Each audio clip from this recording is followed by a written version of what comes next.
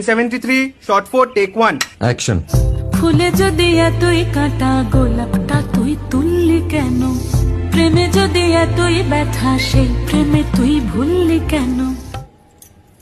কি গো ডাইরেক্টর সাহেব, আমি তো 60 বলে দিয়েছি, কাট তো আর বলতে পারি না। এবার তুমি কাটটা বলো। Got it. Excellent shot, excellent. Madam আপনার সাথে একজন দেখা করতে এসেছে। নমস্কার, নমস্কার। বসুন।